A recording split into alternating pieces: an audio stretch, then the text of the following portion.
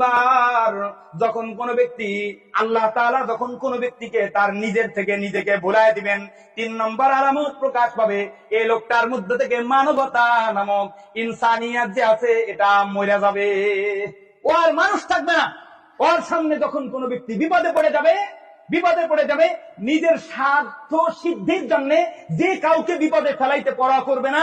আবার যদি কোনো ব্যক্তিকে আক্রান্ত হতে দেখে তাহলে সে বিন্দু পরিমাণ সহমর্মিতা প্রকাশ করবে না।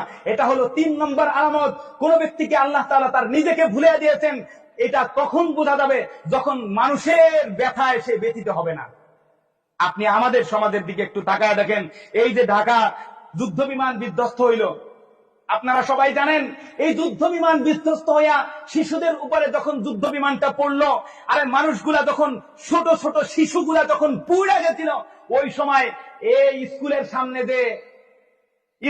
সামনে যে দোকানগুলো ছিল 2 লিটার পানির দাম ছিল 600 টাকা। এই বাংলাদেশের কথা বলতেছি। 2 লিটার পানি 600 টাকায় বিক্রয় করেছিল তারা। 10 টাকার ভাড়া 1500 করে নিচে মানুষের কাছ থেকে। কারা নিল?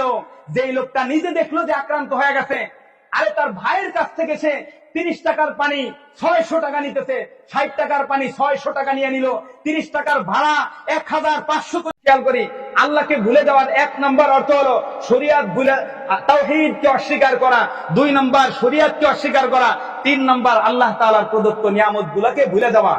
এই 3 কাজ যদি করে কোনো ব্যক্তি, 3 কাজের কোন একটা কাজ যদি কারো ভিতরে আসে, তাহলে আল্লাহ তাআলা তার নিজেকে ভুলায় দিবেন। ফানসাহুম আনফুসাহুম, আল্লাহ তাআলা তাদের নিজেদেরকে ভুলায় দিবেন। এবার নিজেদেরকে ভুলায় দেওয়ার অর্থ কি?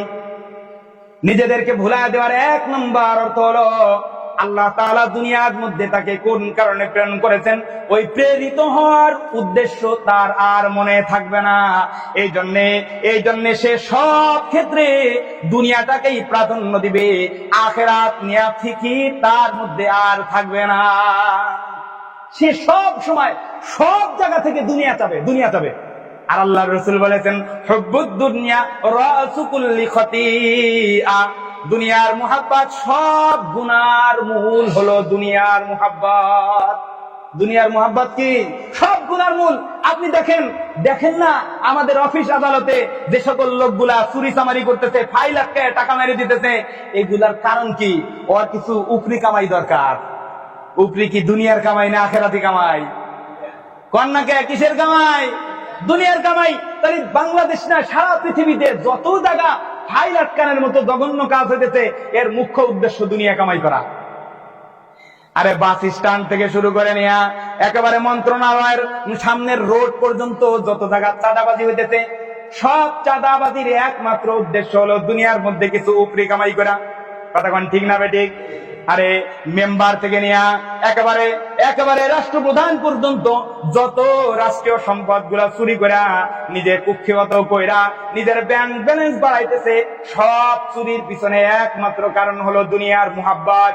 ও বেতনে পুষায় না, আরো কিছু অতিরিক্ত দরকার, এই জন্য ফাইল আটকায় দেয়, রাষ্ট্রের টাকা চুরি করে ফেলায়।